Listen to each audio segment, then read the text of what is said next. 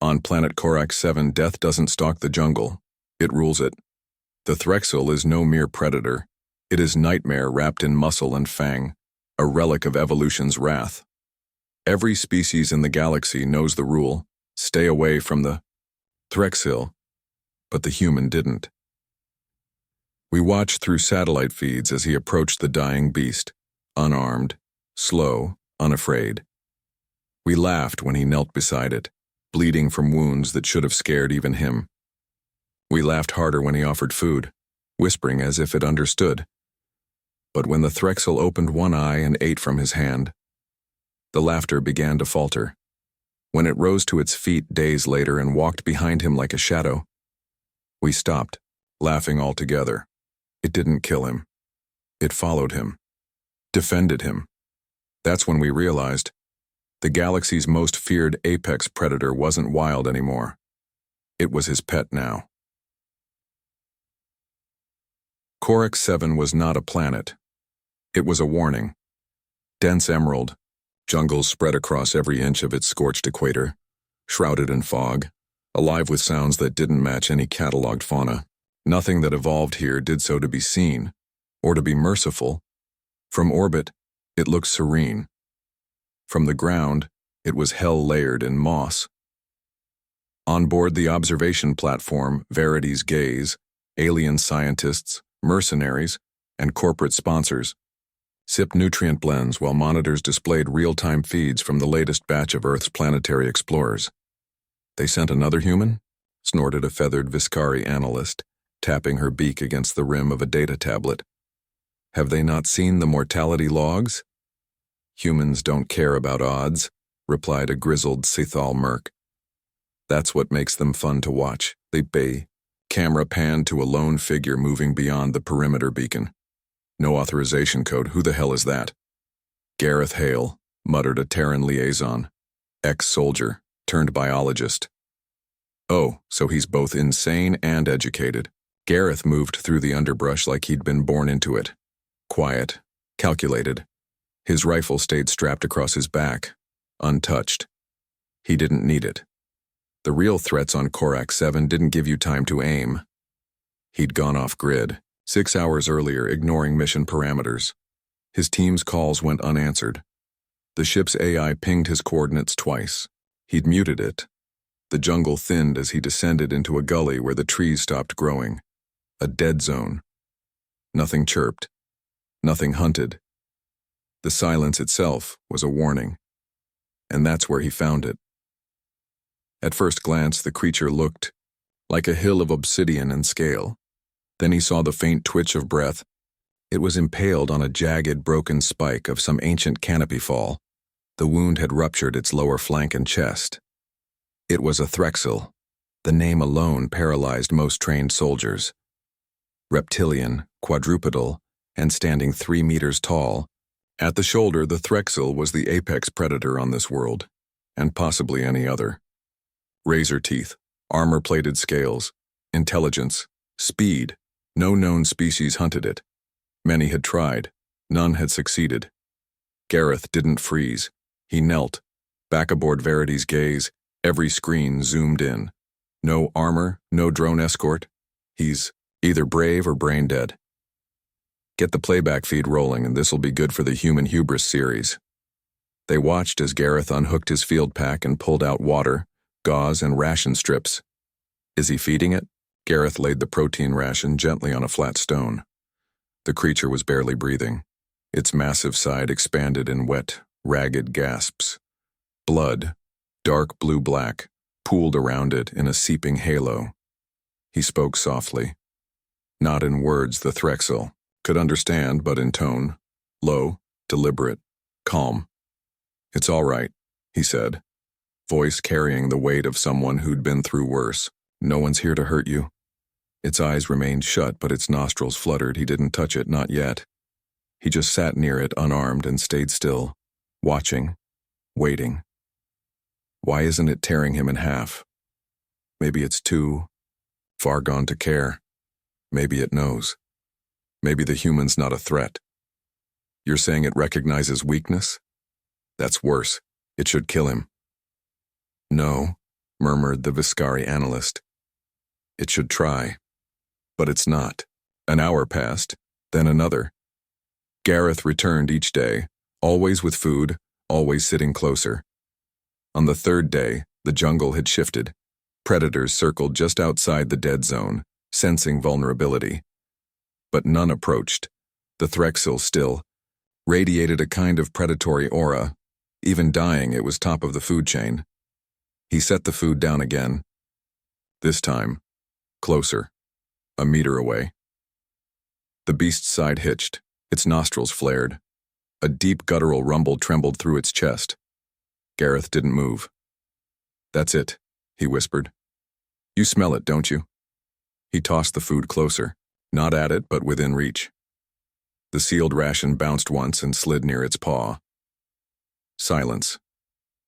Then, a sound like shifting stone. The massive head stirred. Back in orbit, no one blinked. A camera drone zoomed in. The Threxil's left eye opened. Yellow reptilian focused, it locked on Gareth. A moment of ancient instinct, the look a dying god gives to the insect daring to offer comfort. Gareth remained still. The eye blinked slowly. Then the snout lowered, inch by inch, to the ration. Massive jaws parted and ate. Every observer fell silent. Then the mercenary finally muttered, "That's not possible." The Viscari analyst turned slowly, her eyes wide. "No, that's human." The first time Gareth touched the Threxil, it bled on him. It wasn't a strike. It was the moment he pressed a sterile patch to the gash along its ribs, using nanomed foam harvested from cracked packs and field scrap. The wound hissed against the treatment, a wet, angry sound, and the beast's massive head stirred again. He whispered calmly, "Easy now. This will sting. Trust me." "I know." He named it Ruin. He wasn't sure why. Maybe because it looked like it had crawled out of one. Maybe because something in its eyes mirrored the ruins he carried in his own soul. Every morning, Gareth returned with fresh gauze, protein gel, and pain inhibitors. The nanomed units were nearly obsolete, but he modified the subdermal injectors to work on scaled tissue. He never used full anesthesia. Predators like Ruin didn't respect silence. They respected pain endured. He spoke to it. Not in command, but conversation. "Back on Earth, we had wolves," he said once, cleaning a nasty puncture near its throat. People feared them, called them monsters. But some of us knew. They weren't born killers. They were just hungry, lonely, misunderstood. Ruin blinked slowly. On the fourth day, it let him clean the wound without growling. On the sixth, it leaned slightly into his touch. Back on Verity's gaze, alien analysts were livid. "This is unscientific," a crystalline Macari chirped, tapping its claws against a holographic behavior chart. "He is contaminating the specimen.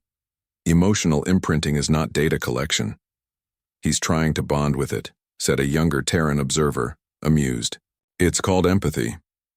It's called suicidal nonsense." Wagers began flying across the station. Days until death. The method of death.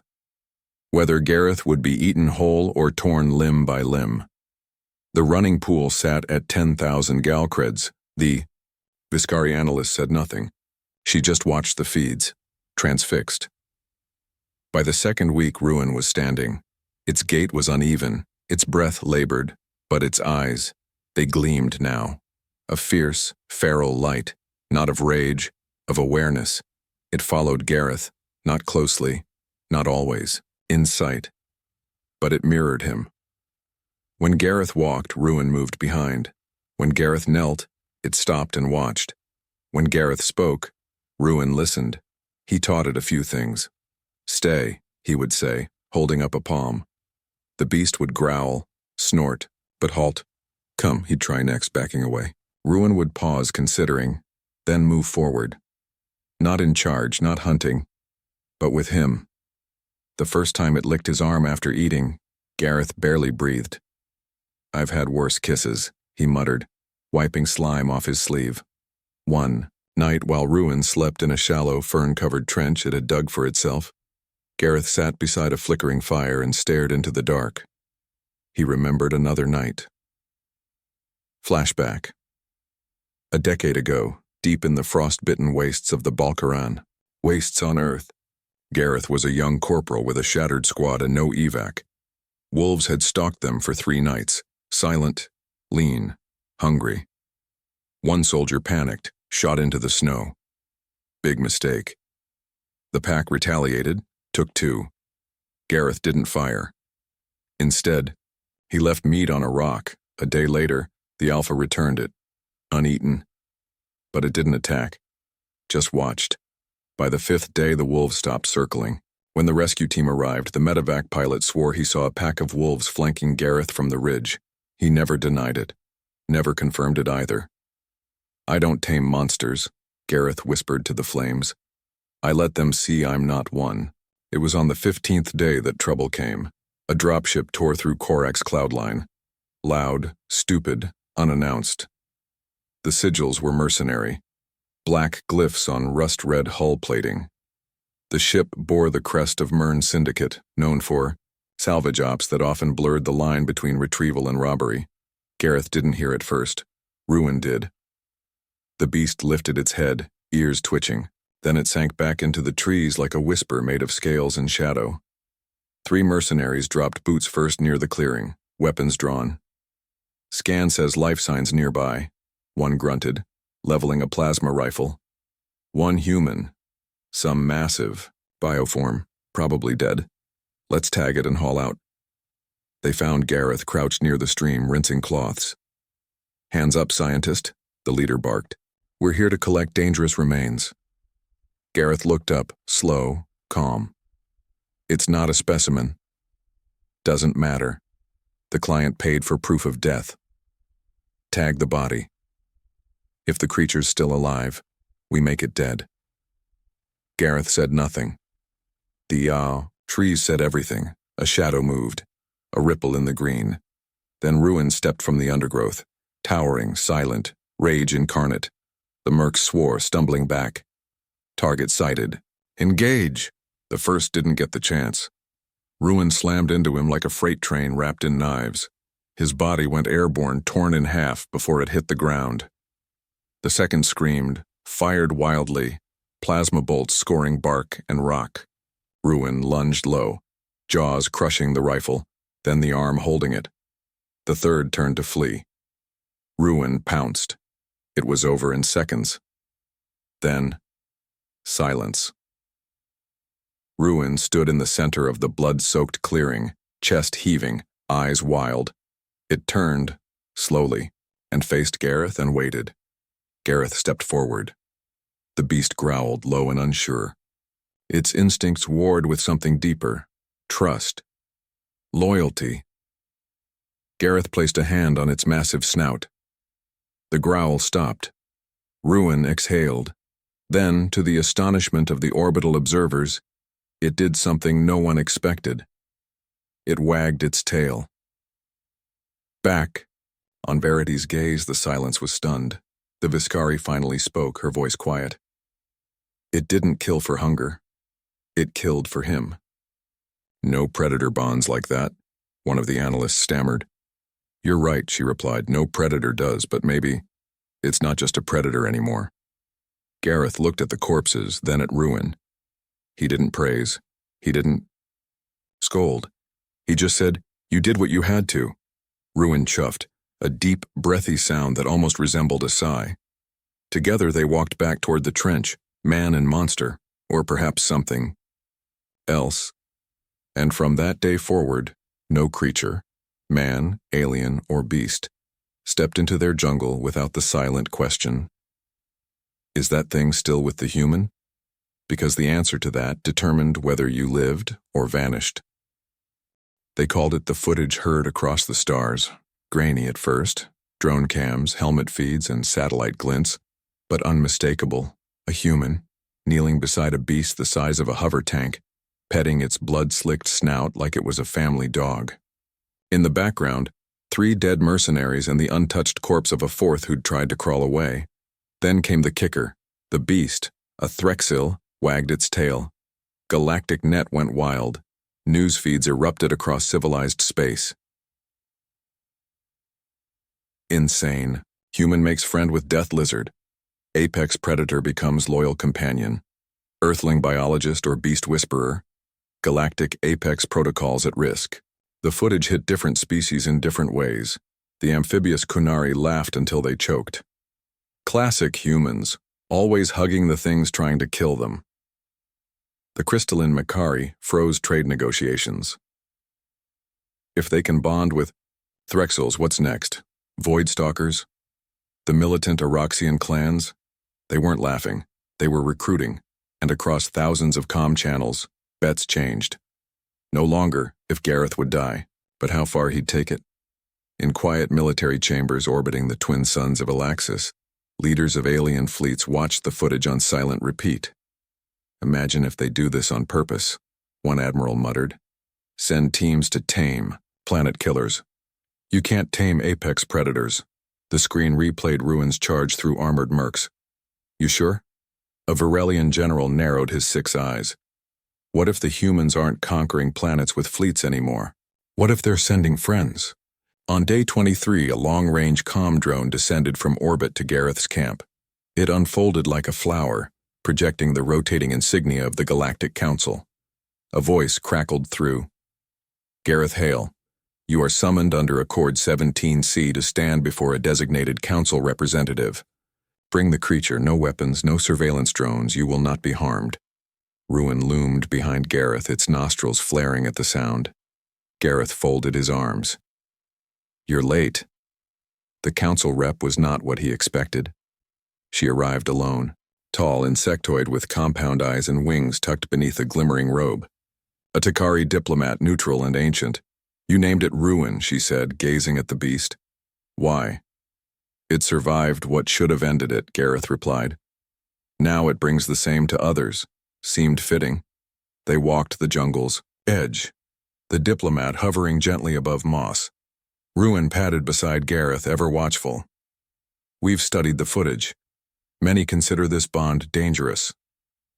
It is dangerous, Gareth said calmly, but not because of Ruin.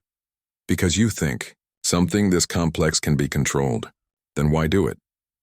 Gareth stopped. Because maybe we weren't meant to dominate every beast.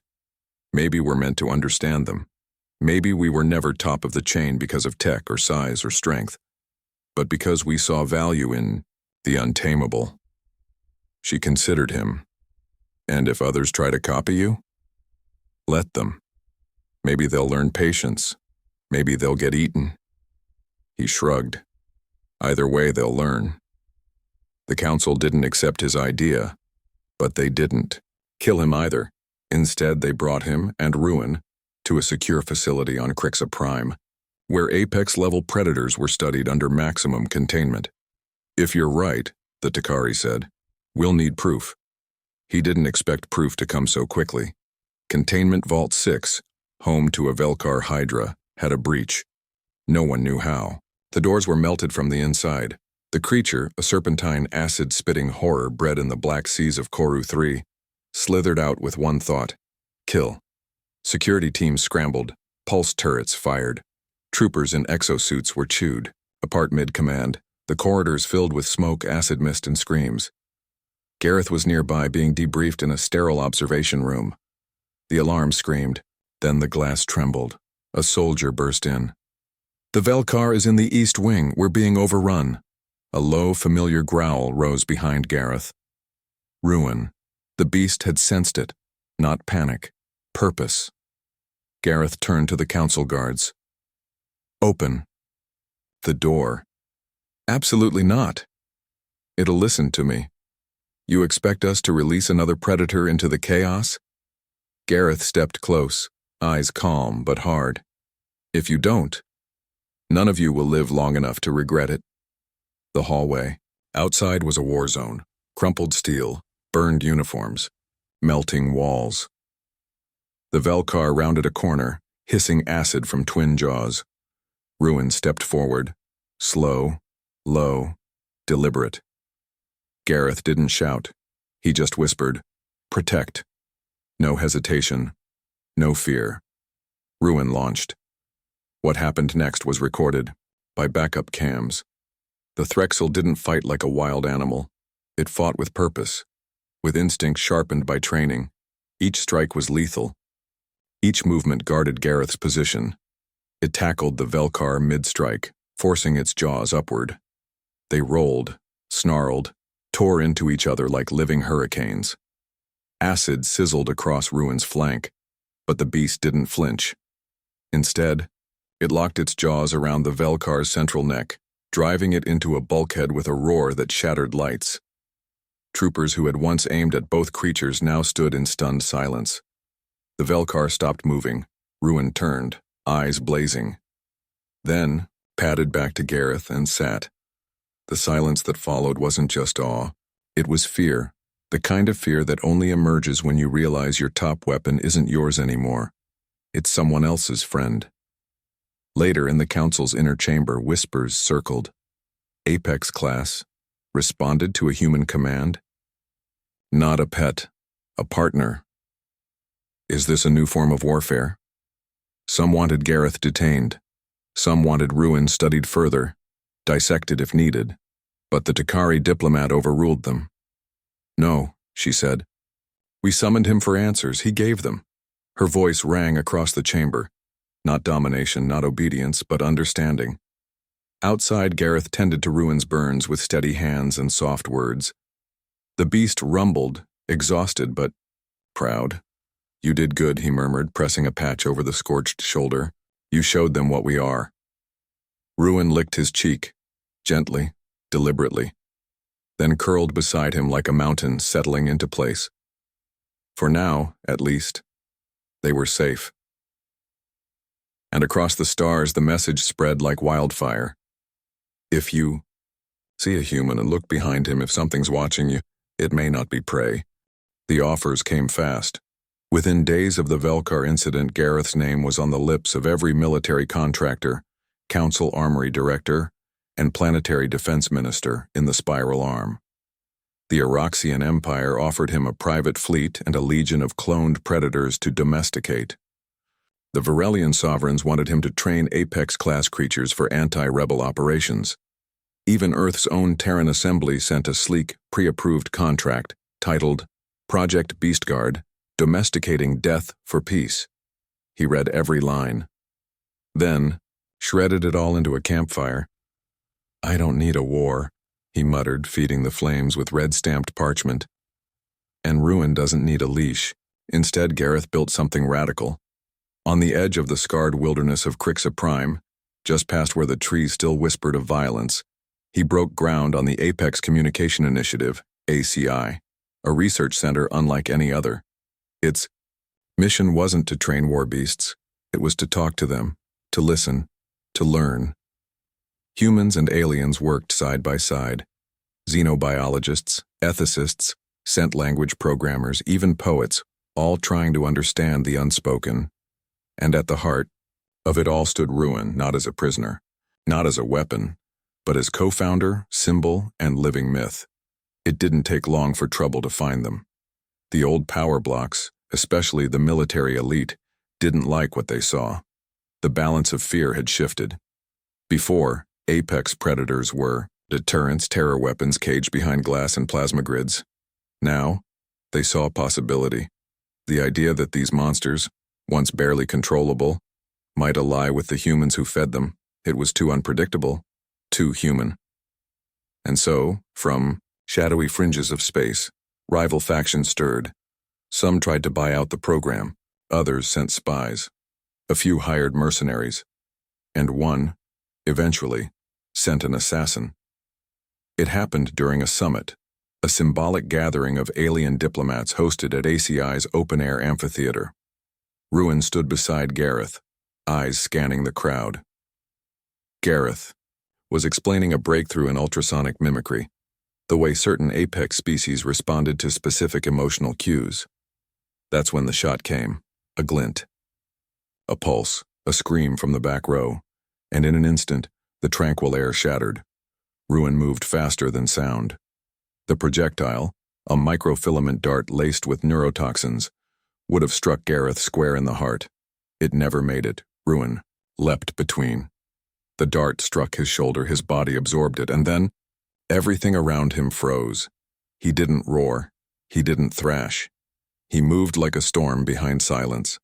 Guards barely had time to react as Ruin tore through 3 rows of seating in a blur. He slammed the sniper, a disguised envoy, into the yaw. Platform stone wall with a sound that cracked the earth. Claws extended, jaws open, breath like thunder. The killer's mask slipped. A reptilian alien, wide-eyed, choking, squealed beneath a paw the size of its torso. 1 moment longer, and he would have been paced. But then, Ruin. Gareth's voice. Not loud, not commanding, just present. A breath spoken across years of trust. The Threxel froze, trembling, muscles taut. Gareth walked forward slowly. "I'm okay," he said gently. "You did enough." Ruin looked down at the would-be assassin, back at Gareth. Then, he stepped back. The alien collapsed, unconscious. Gareth reached Ruin's side and placed a steady hand on his shoulder. The crowd watched, silent, not out of fear, now but reverence. In the days that followed, offers came again. Not military this time, cultural, philosophical. The act was played across the galactic net 1 billion times.